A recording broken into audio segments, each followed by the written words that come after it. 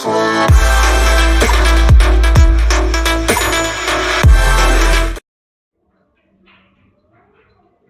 assalamualaikum warahmatullahi wabarakatuh. Anak-anakku yang dirahmati Allah Subhanahu wa Ta'ala, berjumpa lagi dengan Pak Saiful dalam mata pelajaran agama Islam dan budi pekerti. Baiklah, anak-anakku, pada pembelajaran hari ini kita akan membahas tentang beriman kepada kitab-kitab Allah.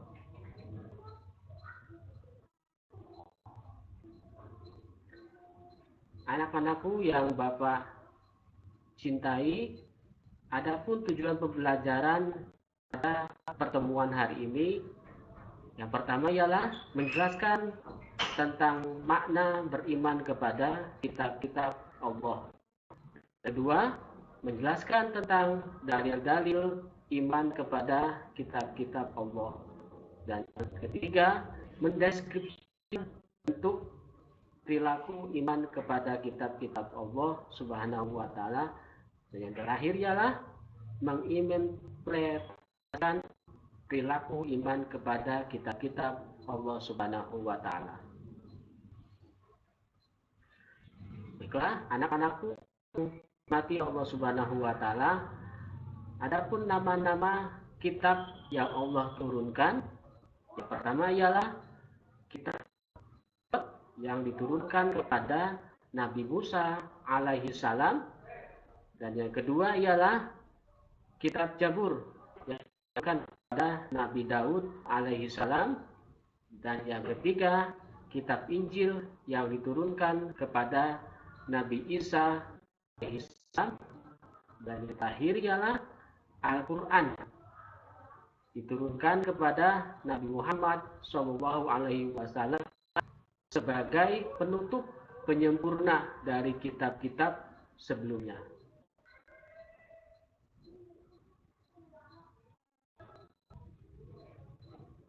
Anak-anakku yang dirahmati Allah Subhanahu wa Ta'ala, selanjutnya kita akan tentang pengertian iman kepada kitab-kitab Allah Subhanahu wa Ta'ala.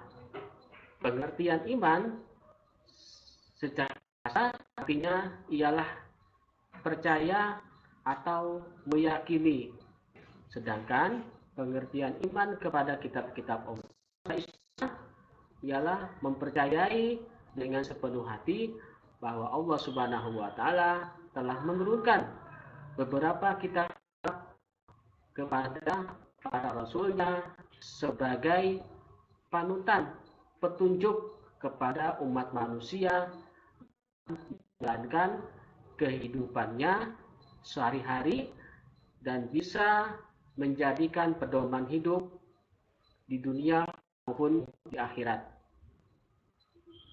Adapun dalil yang menjelaskan tentang iman kepada kitab-kitab Allah, silakan dibaca di surat An-Nisa ayat 136.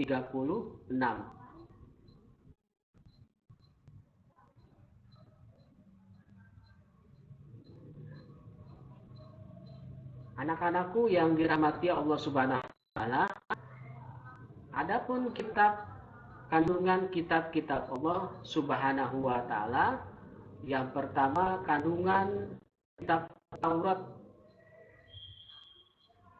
ialah 1. Jangan ada padamu lain Tuhanmu. Dan yang kedua ialah jangan membuat patung ukiran dan jangan pula menyembah karena Tuhan Allah Subhanahu wa Ta'ala. Dan kalian selanjutnya bisa dibaca di sini.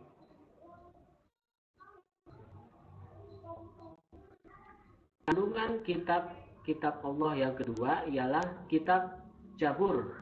Nah, kitab ini ialah berisi tentang kumpulan pujian-pujian yang ditujukan kepada Allah Subhanahu wa Ta'ala adalah nikmatnya, yang berisi tentang 1.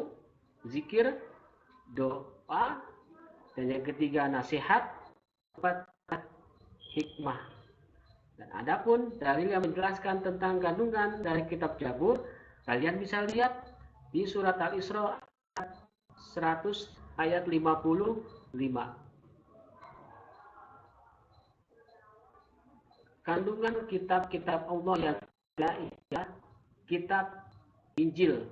Kitab Injil berisi tentang ajaran untuk hidup dengan karena pada masa itu orang-orang Yahudi sedang dilanda kerakusan dan ketamakan kepada harta.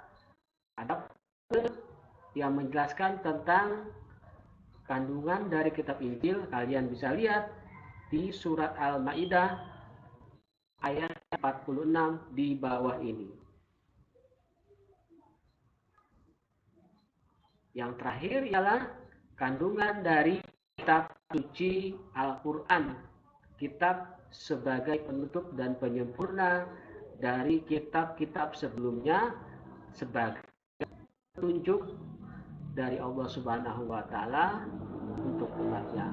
Yang pertama ialah isi kandungannya, satu, tauhid, yang kedua syariah, yang ketiga akhlak, yang keempat ibadah, yang kelima muamalah, yang keenam sejarah, dan yang ketujuh ialah wa'ad dan wa'id, artinya janji-janji Allah Subhanahu wa Ta'ala pada orang-orang beriman dan juga orang-orang kafir.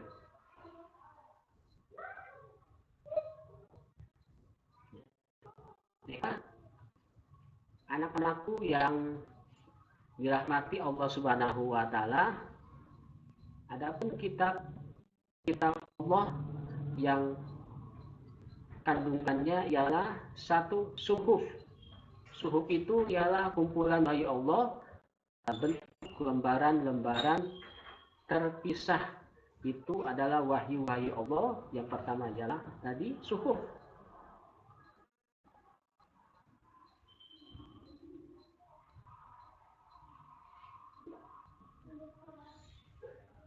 Baiklah anak-anak yang Bapak cintai dan dirahmati Allah Subhanahu wa Ta'ala, bagaimana cara kita beriman atau mengimani tentang kitab Allah?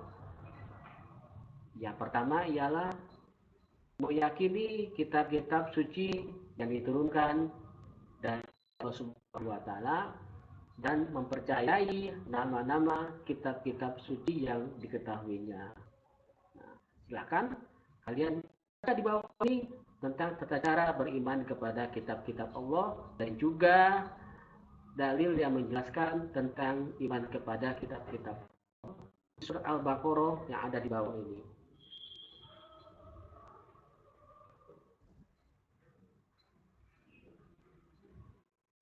Anakku yang dirahmati Allah Subhanahu wa Ta'ala, bagaimana kita menampilkan sikap mencintai Al-Quran sebagai kitab Allah Subhanahu wa Ta'ala? Yang pertama adalah membaca Al-Quran secara rutin.